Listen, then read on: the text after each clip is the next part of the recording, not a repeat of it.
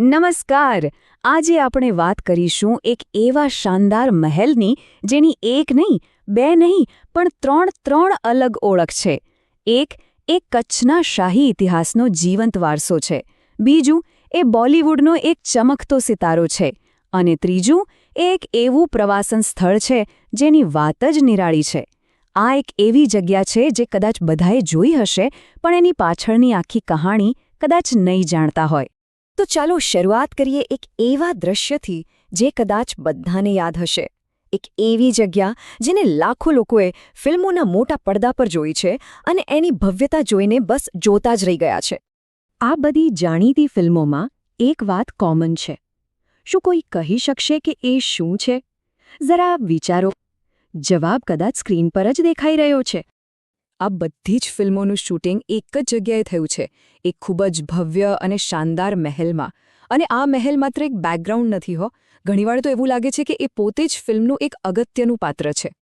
જી હા, આ છે માંડવી, કચ્છમાં આવેલો વિજય વિલાસ પેલેસ. ગુજરાતના દરિયા કિનારે આવેલું આ એક એવું રત્ન છે જેણે બોલિવૂડની કેટલીય ફિલ્મોને હંમેશા માટે યાદગાર બનાવી દીધી છે.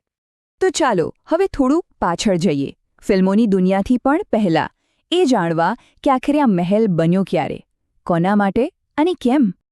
આ મહેલની કહાણી શરૂ થાય છે 1920માં, જ્યારે કચ્છના મહારાવ ખેંગારજી ત્રીજાએ એનું બાંધકામ શરૂ કરાવ્યું. અને લગભગ 9 વર્ષ પછી 1929માં આ ભવ્ય મહેલ બનીને તૈયાર થયો. અને રસપ્રદ વાત એ છે કે ભારત આઝાદ થયું એ પછી પણ આ મહેલ રાજવી પરિવારની જ ખાનગી મિલકત રહ્યો. પણ આ મહેલ બનાવવાનો મુખ્ય હેતુ શું હતો? વેલ, એ હતો એક સમર પેલેસ, એટલે કે ગરમીની ઋતુમાં રહેવા માટેનું શાહી નિવાસસ્થાન. યુવરાજ વિજયરાજજી માટે ખાસ બનાવેલો આ મહેલ દરિયા કિનારે હોવાથી કચ્છની સખત ગરમીમાં પણ અહીં ઠંડી હવાની લહેરખીઓ આવતી રહેતી. સમજો ને, એક જાતનું નેચરલ એર કન્ડિશનર. પણ એવી તો શું ખાસિયત છે આ મહેલની ડિઝાઇનમાં કે ફિલ્મ મેકર્સથી લઈને ટુરિસ્ટ સુધી બધા જ એના દીવાના છે? ચાલો એના સ્થાપત્યને, એની બ્લુપ્રિન્ટને જરા નજીકથી જોઈએ. આખો મહેલ બન્યો છે લાલ રેતિયા પથ્થર, એટલે કે રેડ સેન્ડસ્ટોનમાંથી, અને આ પથ્થર ખાસ રાજસ્થાનથી લાવવામાં આવ્યો હતો. આ લાલ રંગ જ એને એકદમ શાહી અને આકર્ષક લુક આપે છે.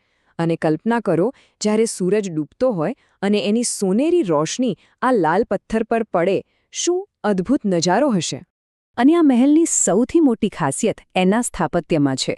અહીં કોઈ એક નહીં, પણ અલગ-અલગ શૈલીઓનો સંગમ જોવા મળે છે.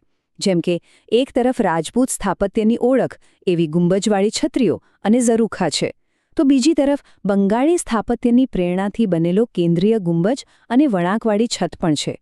ખરેખર એ સમયના શાસકોની દૃષ્ટિ કેટલી વિશાળ હશે, જેમણે આખા ભારતની શ્રેષ્ઠ કળાને અહીં એકસાથે ભેગી કરી દીધી. એટલું જ નહીં, મહેલની અંદર પણ કેટલીય કમાલની વસ્તુઓ છે, જેમ કે પથ્થરની બારીક કોતરણીવાળી જાળીઓ, જે સુંદર તો લાગે જ છે, પણ સાથે સાથે મહેલને ઠંડો પણ રાખે છે. પછી યુરોપિયન સ્ટાઇલની રંગીન કાચની બારીઓ છે, જે દિવસના તડકામાં અંદર એકદમ જાદુઈ માહોલ બનાવે છે. અને બગીચાઓમાં મુગલ સ્ટાઇલની પાણીની નાની નહેરો પણ છે.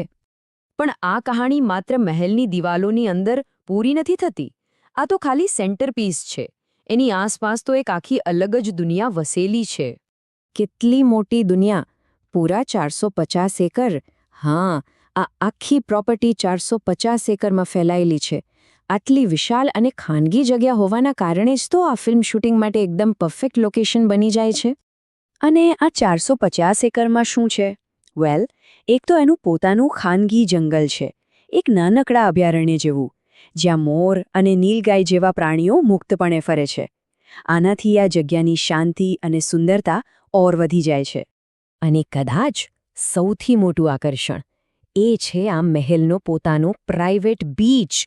અરબી સમુદ્રનો કિનારો, પણ ભીડભાડથી એકદમ દૂર, એકદમ શાંત અને સ્વચ્છ. આજ તો મહેલની સુંદરતામાં 4 ચાંદ લગાવે છે. અને હવે તો આ શાહી અનુભવ સામાન્ય લોકો પણ લઈ શકે છે. અહીં પ્રોપર્ટી પર જ એક વિજય ટેન્ટ સિટી બનાવવામાં આવી છે, જ્યાં લક્ઝરી ટેન્ટમાં રહીને, એ જ પ્રાઇવેટ બીચ પર ફરીને શાહી મહેમાન ગતિનો આનંદ માણી શકાય છે. તો આ બધા પરથી એક વાત તો સાફ છે. આ મહેલ માત્ર પથ્થરોથી બનેલી એક ઇમારત નથી. એના એક કરતાં વધુ રૂપ છે. એક જ મહેલ પણ ત્રણ અલગ ઓળખ. જુઓ, પહેલું જીવન છે એક ઐતિહાસિક રત્ન તરીકે, જે કચ્છના રાજવી પરિવારનો ગૌરવશાળી વારસો છે. બીજું જીવન છે બોલિવૂડના એક આઇકોનિક લોકેશન તરીકે, જેણે ફિલ્મોને જીવંત કરી છે. અને ત્રીજું જીવન છે એક અનોખા ટુરિસ્ટ ડેસ્ટિનેશન તરીકે, જ્યાં ઇતિહાસ અને આધુનિકતાનો મેળાપ થાય છે. અને આ વાત એકદમ સાચી છે કે આ માત્ર ઈંટો અને પથ્થરોથી બનેલી ઇમારત નથી, પરંતુ તે કચ્છના ભવ્ય ઇતિહાસનો જીવંત સાક્ષી છે. આ દિવાલોએ ઇતિહાસને બનતા જોયો છે અને આજે પણ એ ગૌરવની ગાથા સંભળાવે છે. અને અંતે એક સવાલ સાથે આપણે અહીં અટકીશું. જ્યારે ઇતિહાસનો કોઈ ભાગ આ રીતે પોપ્યુલર કલ્ચરનો સ્ટાર બની જાય, ત્યારે શું ભૂતકાળ સાથેનો આપણો સંબંધ બદલાય છે? શું આપણે એને ઇતિહાસ તરીકે વધુ સારી રીતે સમજીએ છીએ, કે પછી એ માત્ર મનોરંજનનું એક સાધન બનીને રહી જાય છે? આના પર વિચારવા જેવું ખરું.